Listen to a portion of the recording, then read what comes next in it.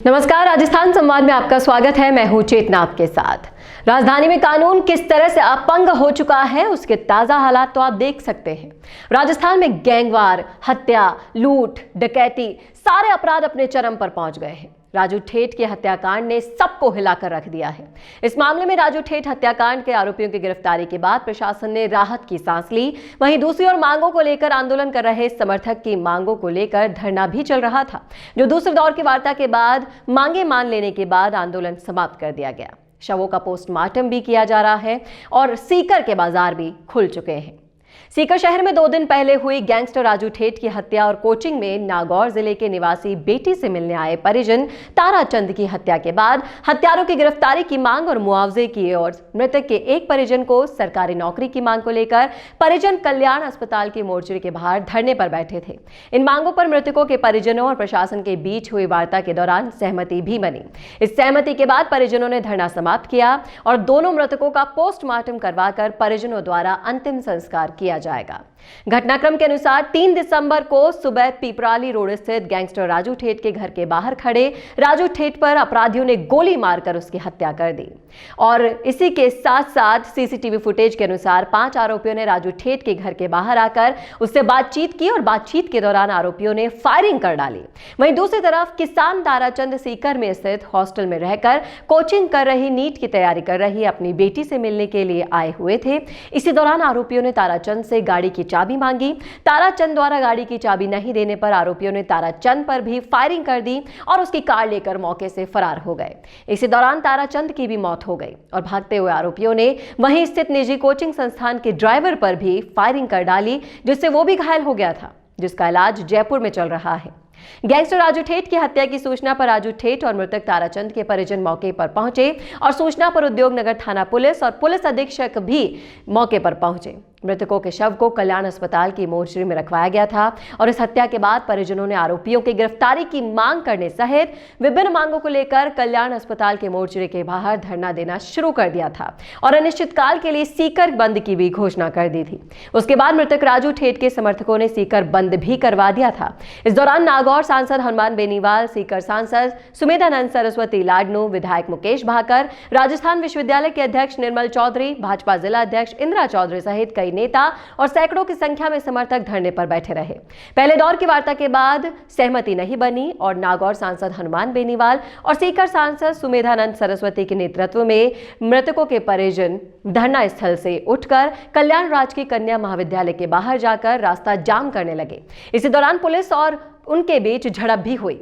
अधिकारियों ने समझाइश करके मामला शांत करने की कोशिश की और दूसरी वार्ता के बाद धरना समाप्त किया गया।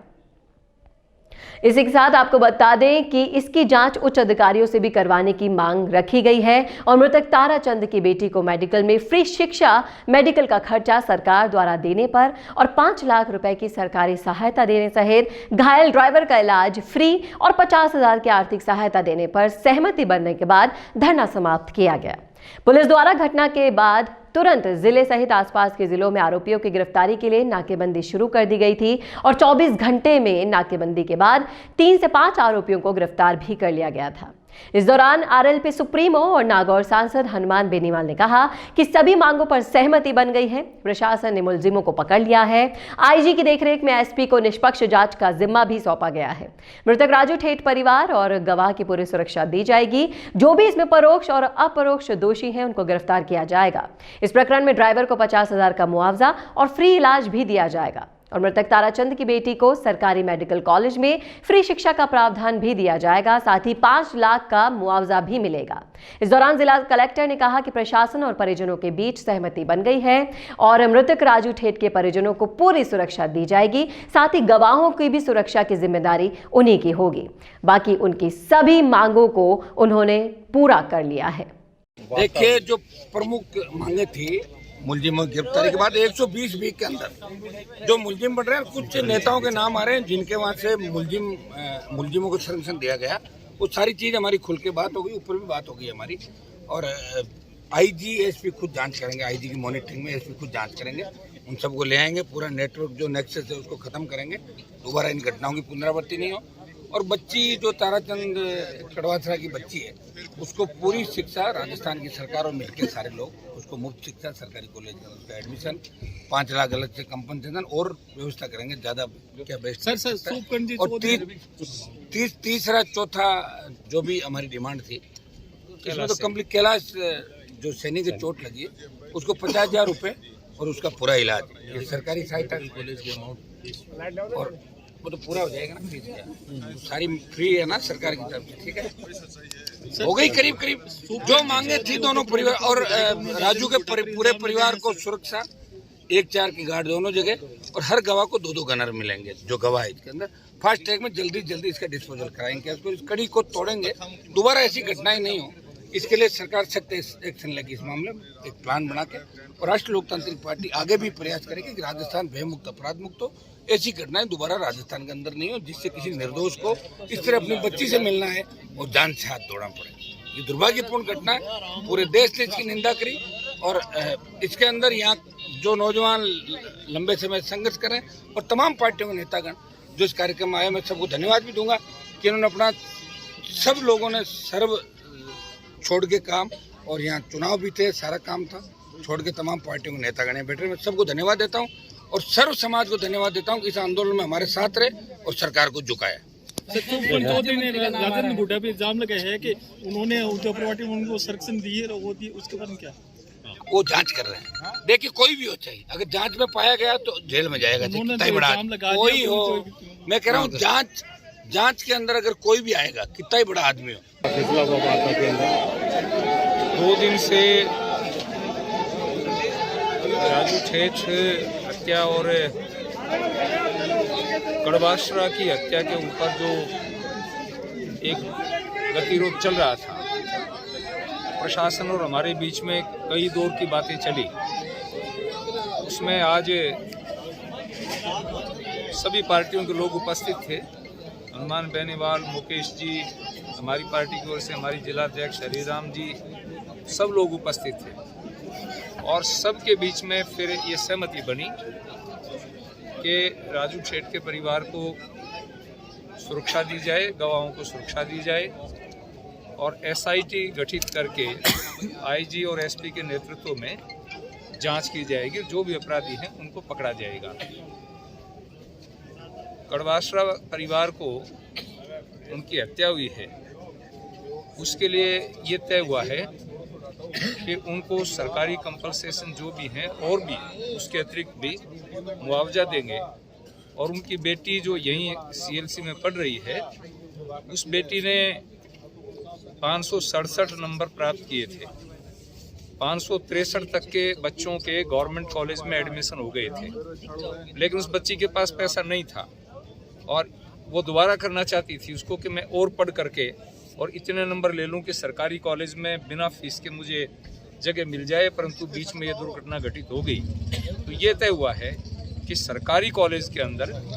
उसकी फीस की व्यवस्था की जाएगी उसको निःशुल्क शिक्षा दी जाएगी हॉस्टल और उसकी जो फीस है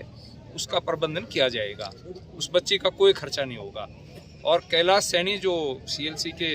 अंदर बच्चों को लेके आते थे ड्राइवर थे उसके पैर में गोली लगी है उसका फ्री इलाज और 50,000 रुपये का उसको सहायता दी जाएगी ये तय हुआ है। सरकारी नौकरी की मांग थी वो बच्ची जब मेडिकल में पढ़ जाएगी डॉक्टर बन जाएगी तो परिवार की स्थायी व्यवस्था हो जाएगी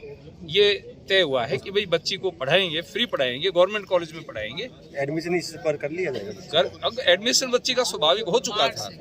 वो तो पहले ही हो चुका था उसका जो ये 7 लाख रुपए की फीस वाला प्रावधान है 35% का उसमें बच्ची उसके लिए योग्यता प्राप्त है क्वालिफाइड है वो तो उसको तो पहले ही उसमें एडमिशन मिल रहा था तो अब ये तय हो गया कि उसको एडमिशन मिलेगा और उसको निःशुल्क उसकी पढ़ाई होगी उसकी कोई खर्चा उसका नहीं लगेगा। कल पोस्टमार्टम हो जाएगा अब सारी व्यवस्थाएं हो जाएंगी बाकी जो भी होनी है। तो ये थी अब तक की रिपोर्ट कैसे लगी आपको कमेंट करके जरूर बताइएगा कमेंट बॉक्स में साथ ही ऐसी ही और रिपोर्ट्स के लिए देखना ना भूले राजस्थान संवाद। नमस्कार। हेलो इन्वेस्टर्स, क्या आप भी शेयर बाजार से जुड़ी समस्याओं से जूझ रहे हैं और इसका समाधान चाहते हैं तो इन प्रॉब्लम्स के सलूशन के लिए आ चुका है शेयर क्लेम दोस्त। तो इन्वेस्टर्स हम आपके लिए लेकर आए हैं शेयर बाजार से जुड़ी सभी समस्याओं का समाधान, वो भी एक ही छत के नीचे। जैसे शेयर्स को IEPF अथॉरिटी से क्लेम करवाना, शेयर होल्डर की डेथ के केस में शेयर्स का ट्रांसमिशन करवाना, डुप्लीकेट शेयर सर्टिफिकेट इशू करवाना, नेम और सिग्नेचर का मिसमैच होना, फिजिकल शेयर्स को डीमेट करवाना, सक्सेशन सर्टिफिकेट और लीगल हेयर सर्टिफिकेट दिलवाना, अनक्लेम्ड और अनपेड डिविडेंड्स को क्लेम करवाना, legal matters related to physical share certificate और भी बहुत सारी समस्याओं का सारा समाधान।